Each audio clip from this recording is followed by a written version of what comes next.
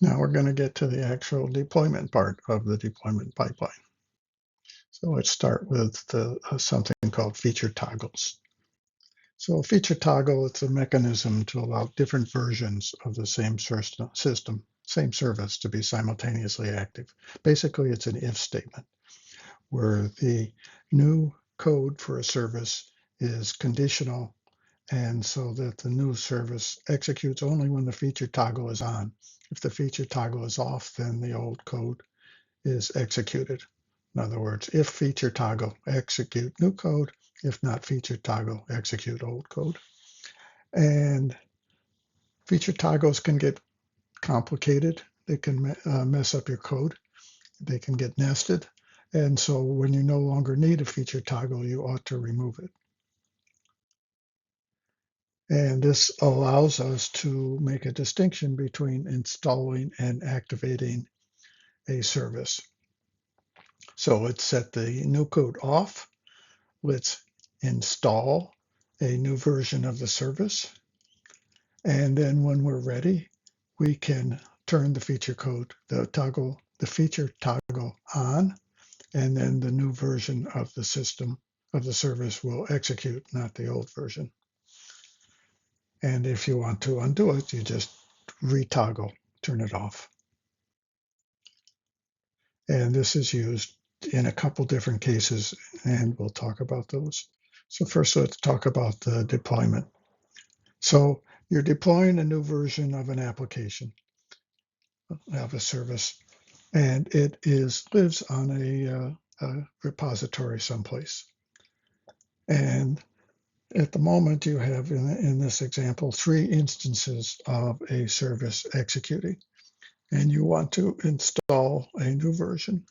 So you do, in this case, you're going to do it one at a time. So you install the first copy, you install the second copy, and you install the third copy. And so the assumptions are that you're doing continuous deployment. You're not willing to take your service down, your system down. And you have an upgrade.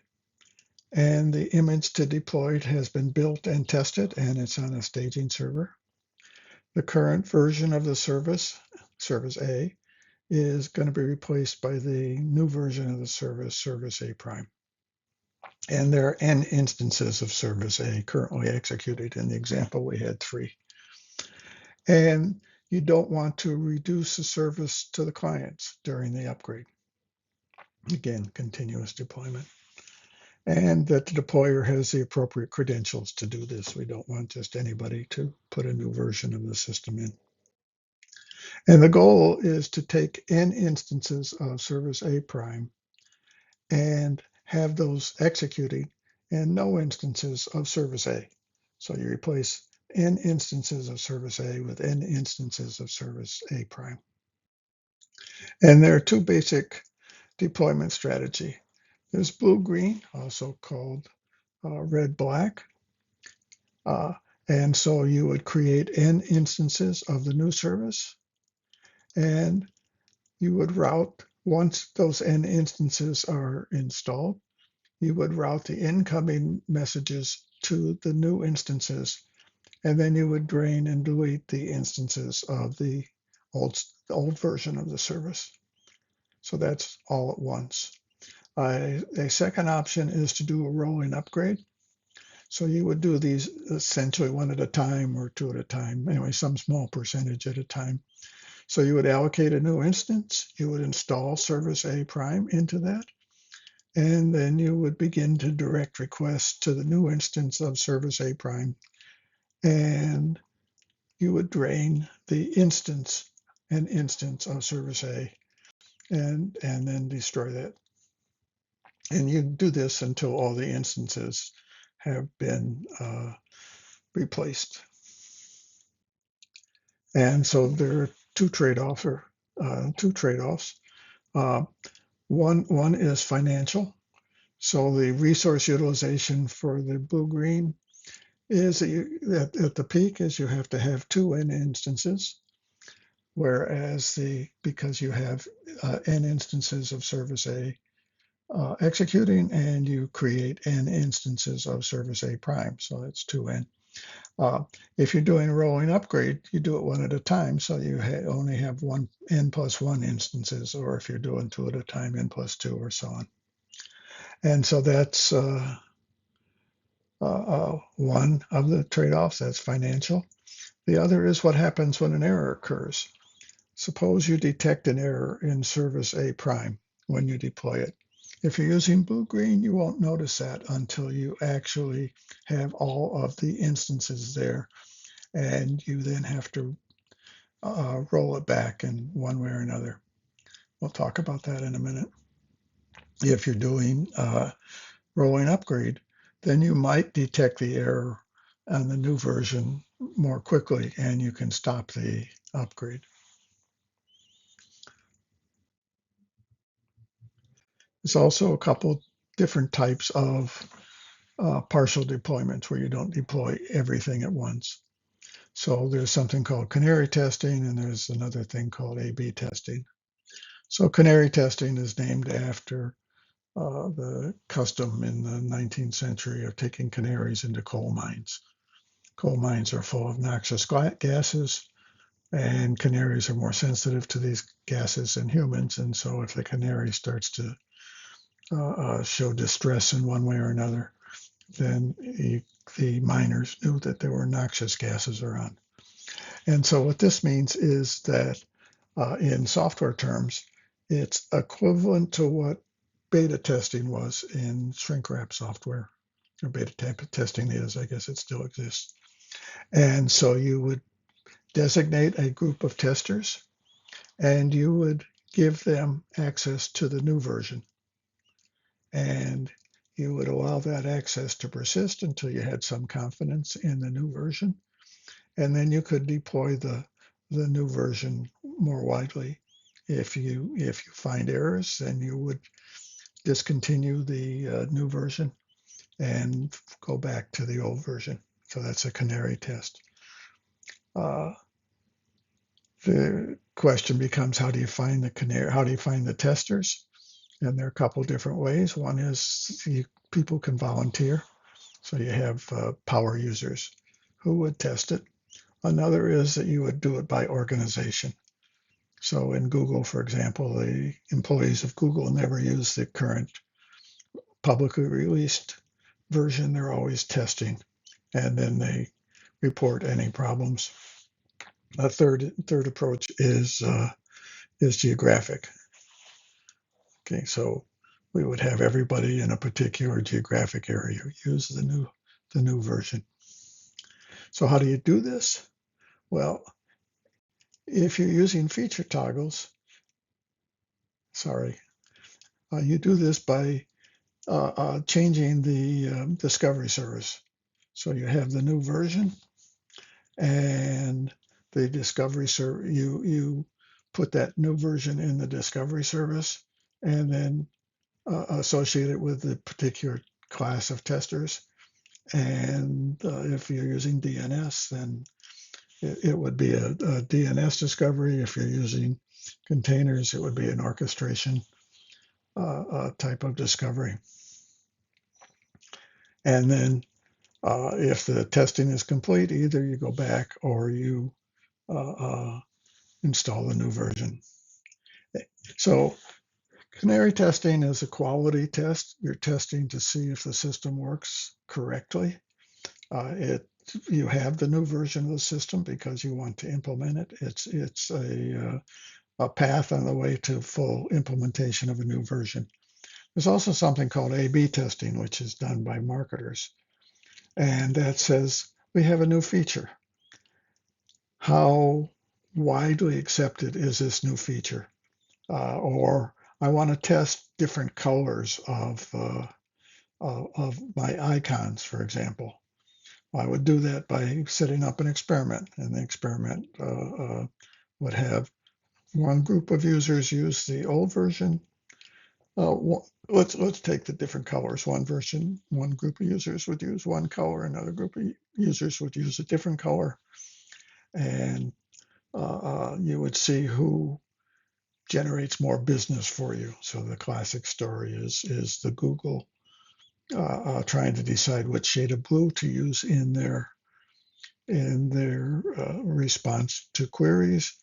And so they tested 41 different shades of blue, and reputedly one of the shades actually performed better in terms of click-throughs, which was the Google measure.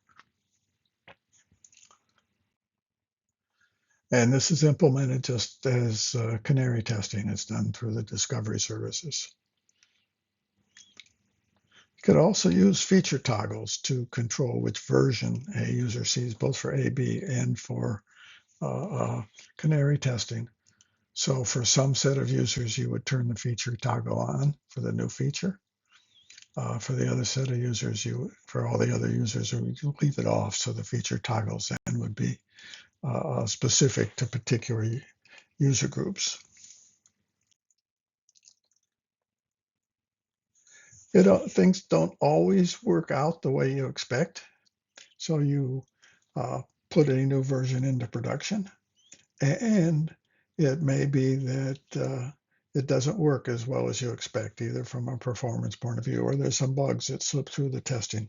And so then you have two options for fixing it. You can roll back or roll forward. So roll back means I want to replace the current version, the new version, with an earlier version, which I knew worked. And depending on your deployment model, this may involve discontinuing the current upgrade and reinstalling the old version. So presumably you keep the old version around as well.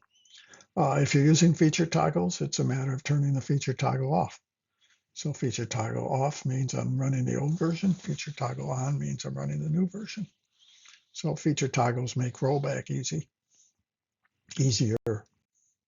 Roll forward means I'm going to fix the problem, whatever it is, and move on to a new release. So the assumption behind roll forward is that releases are fast. And the whole point of putting the new version in is fast. And the whole point of the deployment pipeline and automating all these things is to make putting a new version into production fast. And then there's something called version skew.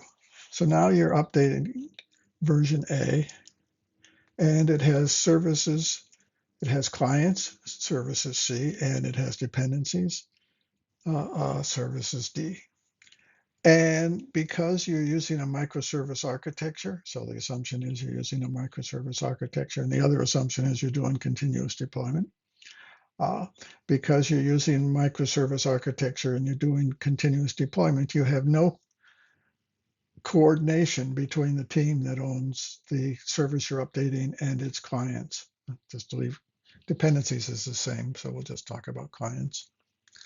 And so what you get are potential inconsistencies.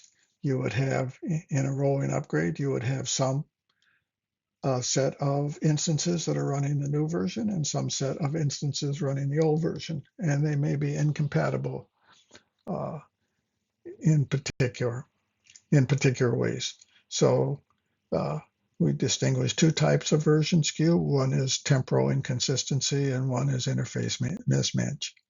So for example, suppose that service A is a shopping cart service and it allows clients to add items to a basket, and it calculates the total price, including discounts. And now you're updating that service to shift from calculating the discount item by item to calculating the discount based on the complete purchase. And this requires changes to service A, its clients, and potentially its dependent versions. And if you have temporal inconsistency, then you may have updated the service that calculates the discounts based on item by item to assume that the discount is going to be calculated later when you have a total basket when you're checking out. Whereas the client service may assume that the discount has already been added. And so you either get no discount or the other, or the reverse happens and you get double discounts. Either way, it's not the kind of phenomenon that you want to see. And so that's called temporal inconsistency. The other type of version skew that you can have is interface mismatch. You updated the interface to service A. You may or may not have updated its client, service C, to take advantage of the new interface, or to be aware of the new interface. And so you get service C calls assuming the old interface, but the service has been updated to the new interface. That's interface mismatch. And there are two techniques for avoiding version skew. And these techniques work whether you have temporal inconsistency or or interface mismatch. First technique is to tag the messages. So when client C sends a message to service A, it tags it saying what version of service A does it expect. And so you need to know what version. Service A needs to know what version it is, which is introspection. Service C needs to know what version of A to expect, and it can get that from metadata. And so you would tag the message with the expected version. And later we'll see that this is easier when you're using protocol buffers. And then it's the responsibility of the recipient, in this case, service A, to respond appropriately. So if you are doing discounts on, use the temporal inconsistency example, if you're doing discounts and the tag says that you should calculate the discounts based on item, then service A will do that. If the tag says you need to calculate the version associated with the tag says you need to calculate the discount based on the total amount, and that's done in a different service, then that'll happen as well. So tagging messages is one way of dealing with version skew. The same thing happens with interface compatibility. You tag the message, and the requirement is that service A support, whether A or A prime, support older interfaces. So if you tag it saying I'm expecting interface of service A and you happen to hit service A prime, then the tag says, okay, well, you have to interpret the interface as if it were sent to service A. So again, tagging the messages solves that form of version skew. And backward compatibility is done architecturally. So you have a transition layer. So you expose the interfaces, and regardless of version, and then you have a transition layer, a translation layer that translates it into your current version of the software. So you have internal APIs and external APIs. If you're using feature toggles, then you would install n instances of the new version, regardless of whether it's blue, green, or rolling upgrade. And when a new instance is installed, you begin sending requests without introducing any version skew as the new code is toggled off. When all the instances are running, then you can toggle the new code on, and you would do that simultaneously on all the relevant both the client and the service and service A. And you'd use something like a distributed coordination service to make sure that all happened at once. So a different approach to interface mismatch is to say we never change the interface, we just extend it. If we're adding a new interface, we make it as a new parameter. And if the caller sends that parameter, then it's acted on. If it doesn't send that parameter, then it's not acted on. And this is used both in the services and you can use it in terms of database schema evolution. So, the general reaction to the comment, I need to change the schema, is don't do it. But if you are really compelled to do it, one way to do it is to extend the schema. So you would add new fields. And then the service that is using the database would know which version of the interface of the schema it wants and would call the database system using that version. And then it's the responsibility of the database system to manage that. And that's a well-known problem. It's been around since databases have been around. And you may get a tool. There are tools that exist that will do your conversion in the background. So they will convert your database from the old schema to the new schema in the background. So again, offline discussion questions. If you're going to have interface backward compatibility, how many interfaces should you support? During a rolling up, second question, during a rolling upgrade, how does the system decide which instance to replace? And then a third question is the database schema. How would a tool that automatically converts from one schema to another, how would it work? And how would it be used? And finally, what's the cost difference between canary testing and A/B testing? And that's the end of the deployment action.